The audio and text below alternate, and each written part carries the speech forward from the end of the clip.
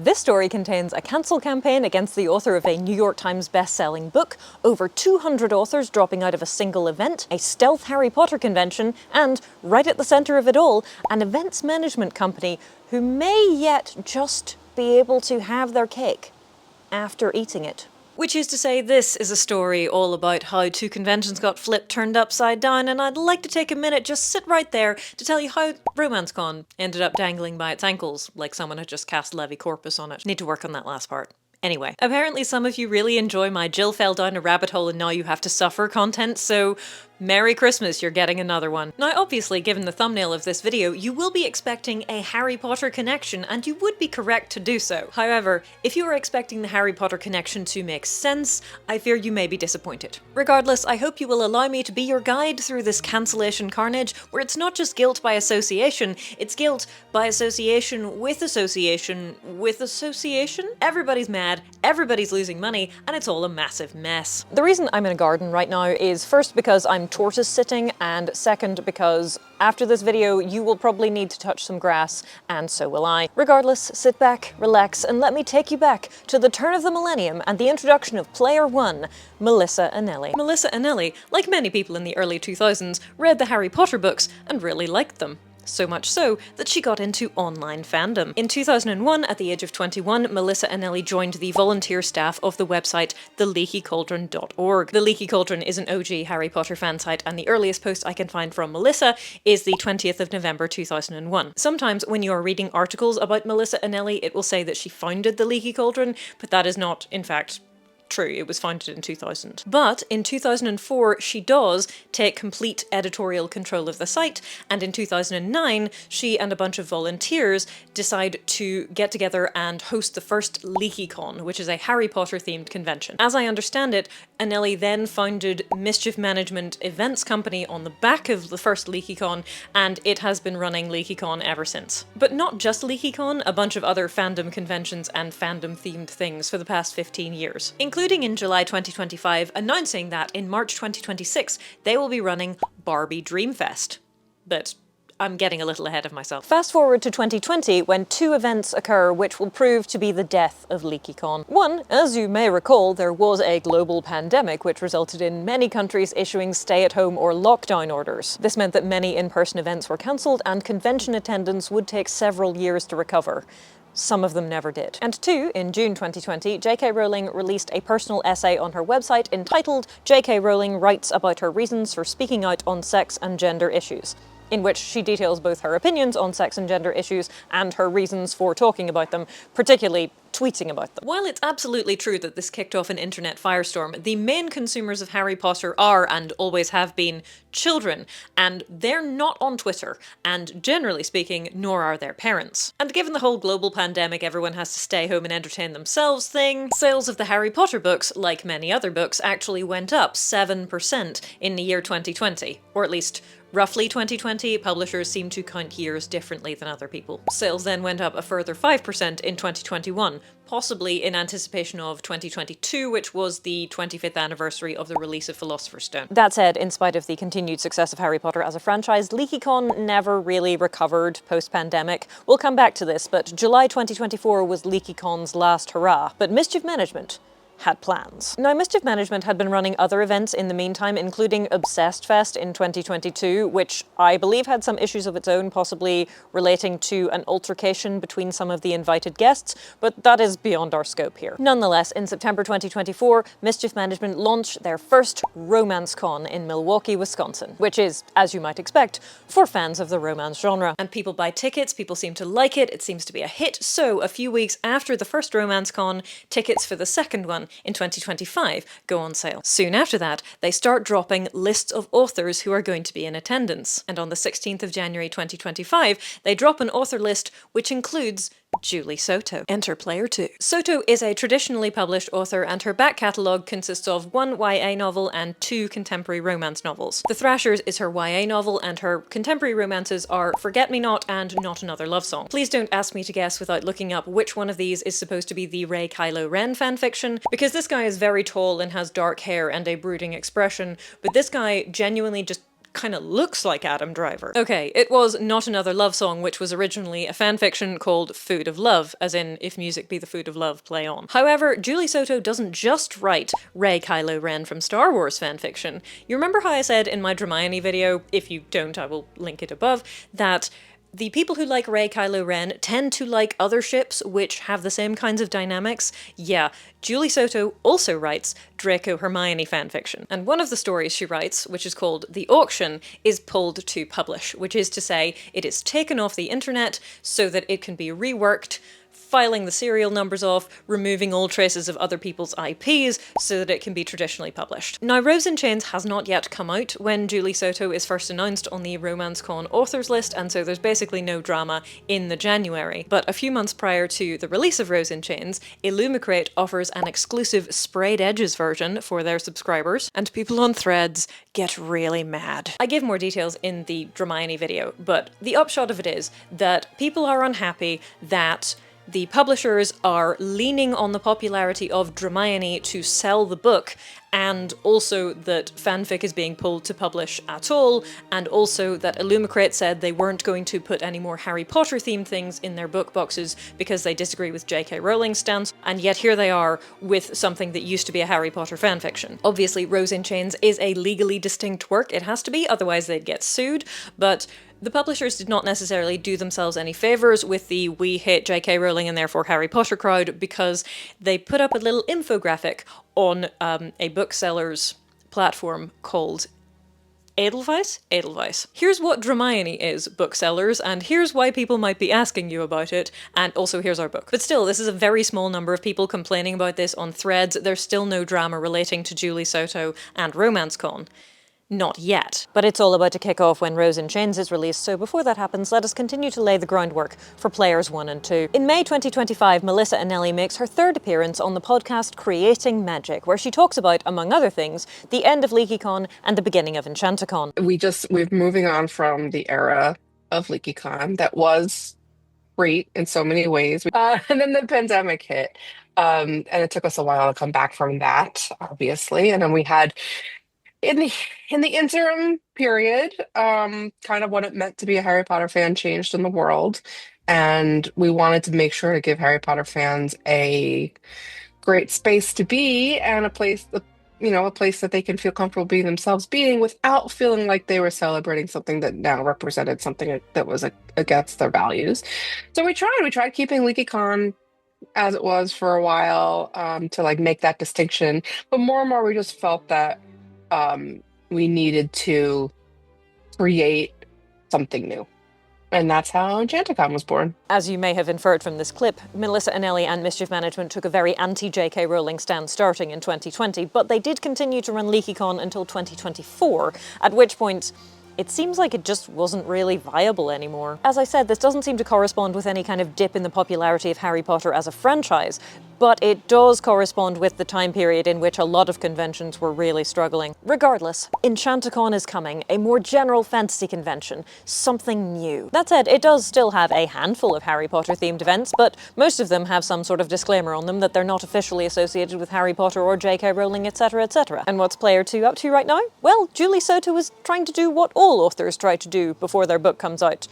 Publicize it. She's with a traditional publisher and one who's really pushing this book, and so she and Brigitte Knightley get an interview with Harpers Bazaar, which comes out the day before their books are released. The article is entitled "The Irresistible Urge to Fall for Hermione Fanfiction," and the article contains the sentiment that it is a tense moment to release anything related to Harry Potter, even novels that are several layers removed from JKR's wallet. On book threads and book talk, a handful of creators have expressed discomfort or even anger that these titles are using Harry Potter as a marketing tool, stating that they will not be reading the original works. Both Soto and Knightley express a complete understanding of the situation. The article follows this up with a quote from Julie Soto. "I don't write in the Harry Potter fandom anymore. If an idea strikes me, I might, but I don't agree with her views and how she chooses to spend her influence and her money. I hope that through my work, people can read that we have different viewpoints on things," Soto says.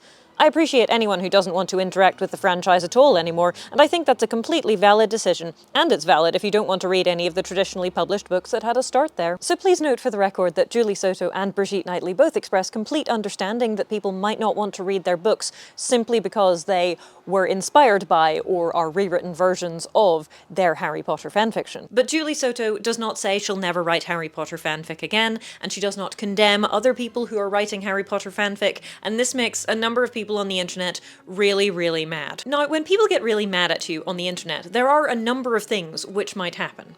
Possibly they will send you mean messages, that's sort of par for the course. However, they can do other things, like go into everything you've ever said in your entire life on the internet ever, just in case you have committed wrongthink on some other occasion. Or if they're really getting into it, they can try and find your address and your phone number and your job and send you threatening messages there, or try and get you fired. If neither of these things work, there's always the old standby of just making stuff up, but the cancel mob struck gold with Julie Soto's now deleted Tumblr blog and a post on there from July of 2020. Yes, she may continue to get my money because I still want to visit Universal Studios and maybe buy occasional merch. To say that this 5-year-old statement makes some people on the internet incandescent with rage would seem to sum the situation up, yes. And so Rose in Chains comes out on the 8th of July 2025, and on that very same day, Julie Soto is like totally cancelled on Threads. That's like Facebook's version of Twix, by the way.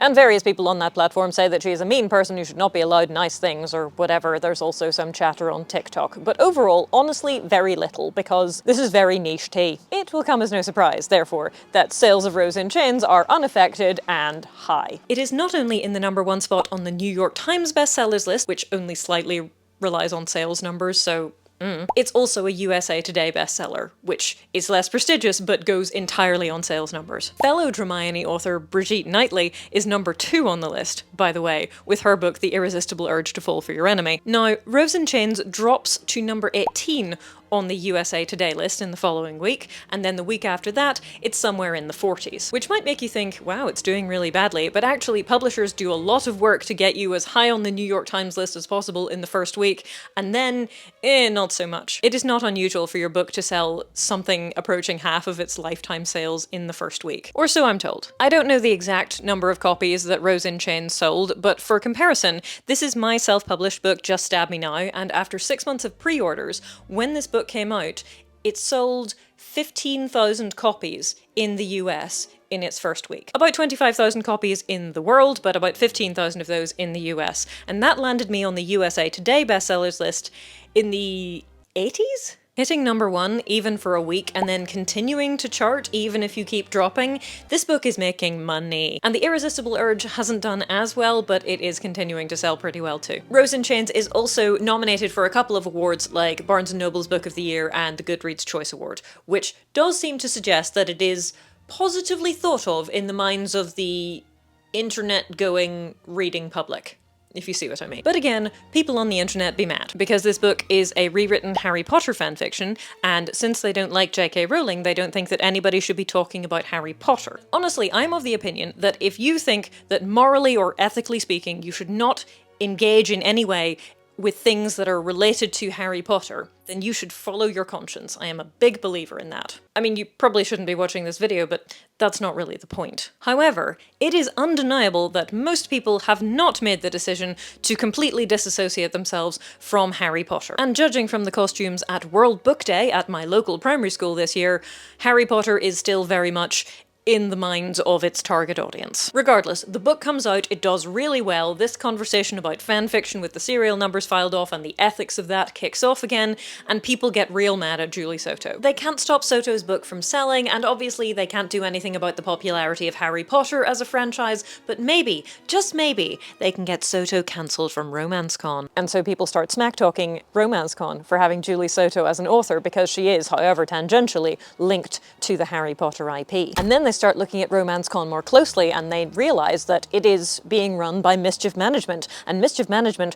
ran a Harry Potter convention in the year of our Lord 2024. And yeah, now you've rebranded, but you should have stopped years ago. And also, What about these Harry Potter themed events at EnchantiCon? How very dare you? I feel like we're playing 6 degrees of Harry Potter at this point, but anyway. So people are mad at Soto, and they're mad at RomanceCon because they're mad at Soto, and they're mad at Mischief Management because of Harry Potter. Authors start dropping out to protest that Julie Soto is attending, and so a week after Rose in Chains is released on the 15th of July 2025, RomanceCon releases a statement which says that Julie Soto and RomanceCon have mutually agreed that she will not be attending RomanceCon 2025. Mutually agreed.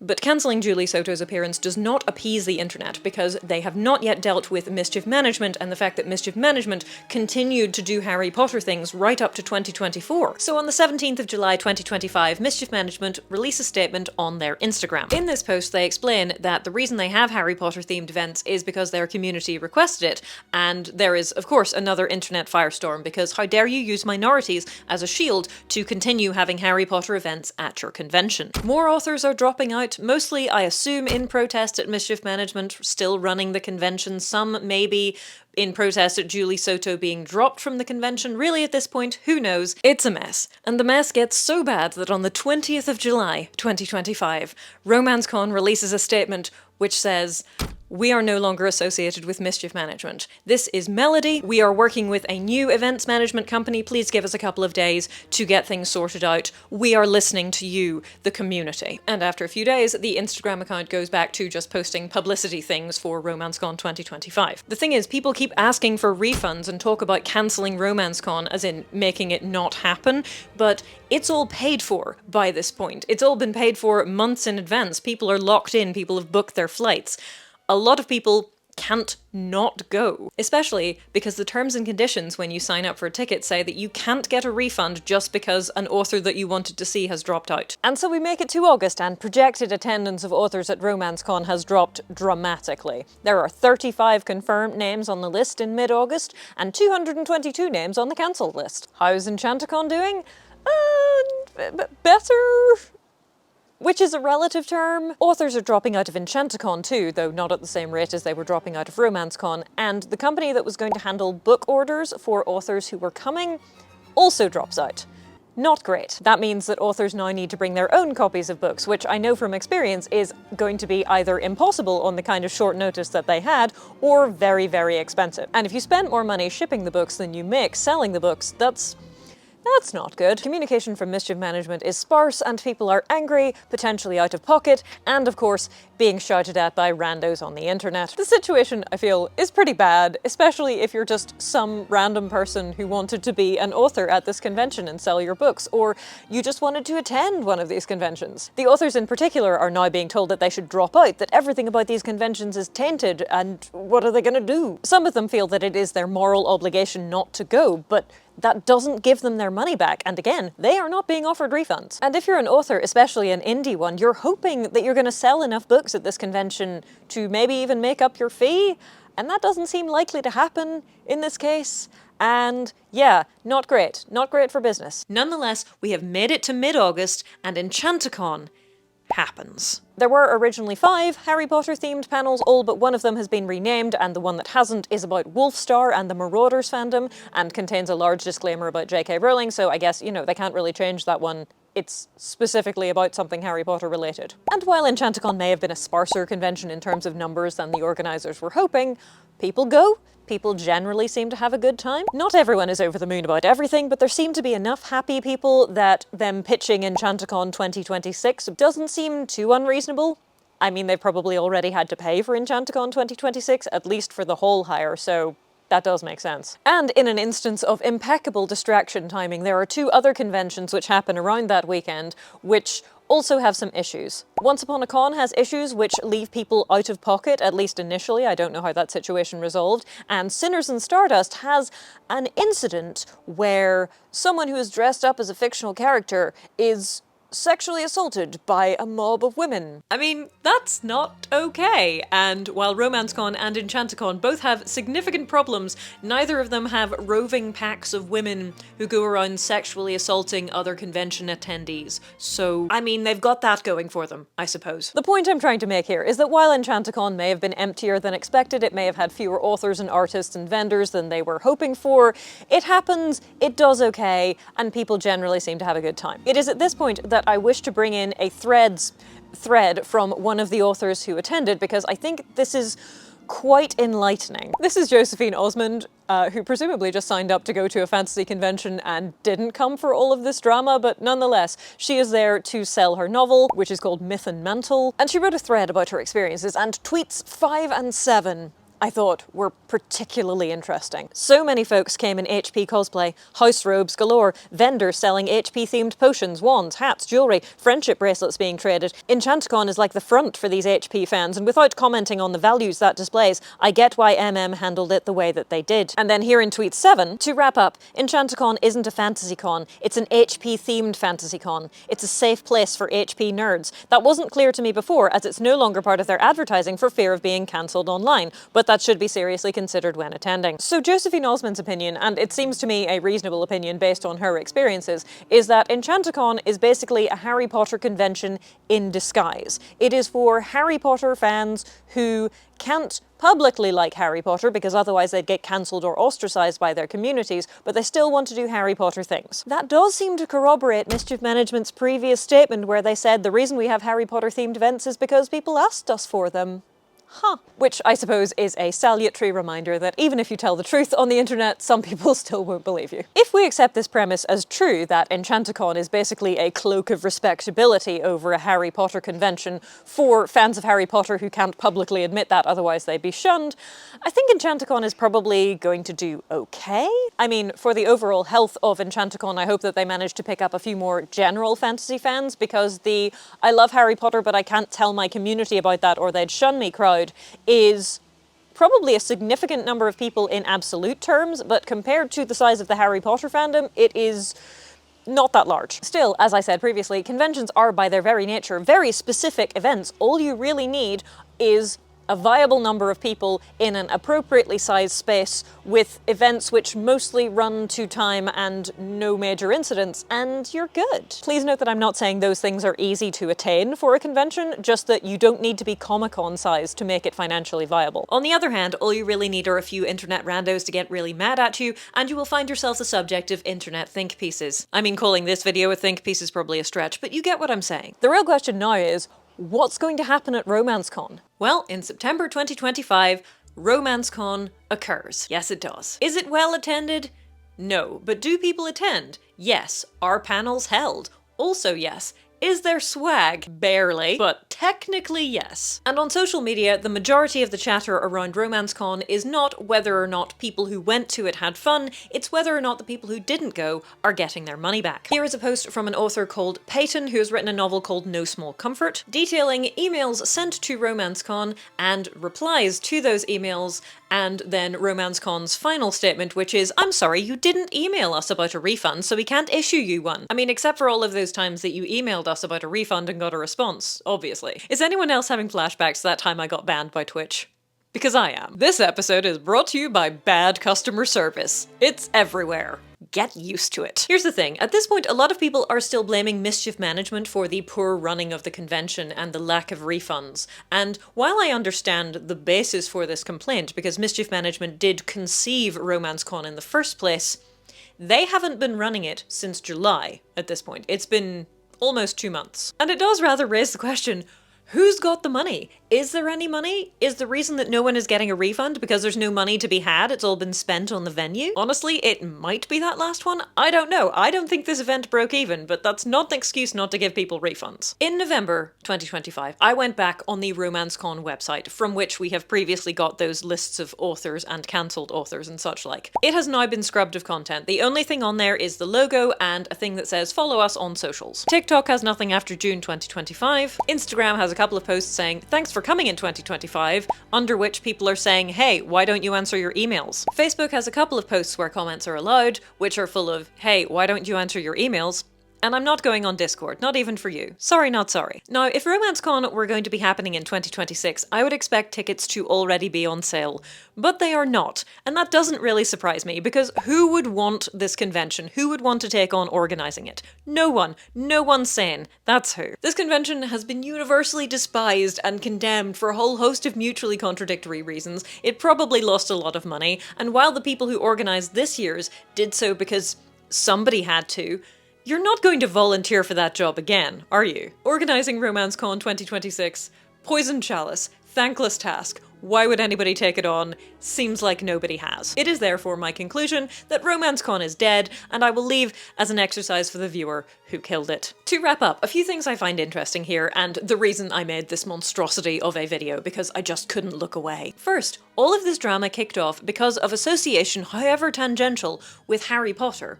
And yet, the convention that is actually more associated with Harry Potter, that is, EnchantiCon, may be battered, but it lives to fight another day. Whereas RomanceCon just...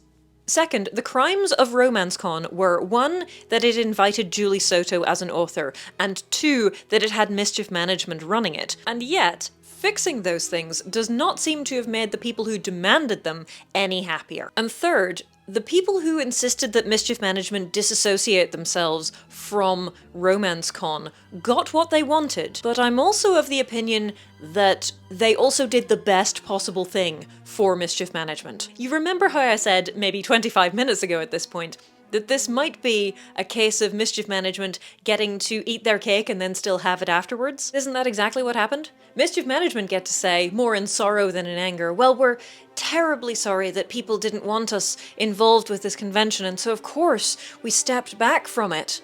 Leaving tastefully unsaid the fact that the convention then completely imploded. Mischief Management will still be running EnchantiCon 2026, they're still running BroadwayCon in January of 2026, they're still running Jewish JoyCon and Barbie Dreamfest in March of 2026. Cutting bait on an unprofitable, unpopular convention was the best possible thing they could have done, and they can correctly claim they were just doing what the people wanted. And they can also claim, though I'm not sure how correct this is, that they don't know anything about refunds, Gov, because that would be current management's problem. But while Mischief Management may have come out of this battered but still standing, what about Player 2? A little bit more of a mixed bag there, because if I were advising Julie Soto, I would say, if you're going to a convention, make sure it's the sort of convention that doesn't bow to public pressure. Because if the people who got you cancelled from RomanceCon get wind that you're attending another convention, they will try and get you disinvited from that one too. That's just how the internet works. If the convention in question doesn't care about internet drama, then it doesn't matter, but a lot of them do, so, yeah. On the other hand, her book is doing really well, and so while she probably can't wipe her tears with $100 bills, she can probably spare a 20. Not that wiping your tears with a $20 bill necessarily makes it better when people on the internet are mad at you, but I hope she has some real friends who, you know, can provide some perspective. Strangers on the internet are angry at her, but by definition, strangers on the internet don't know you. And even if they don't like you, you'll probably still be fine as long as they don't know your address and your phone number and they don't try to get you fired from your job. Anyway, thank you for coming on this insane journey with me. I tried to cut this video down from the original that I made for Patreon, but it just ended up getting longer. So, never mind. Merry Christmas, Happy New Year, I'll see you all soon.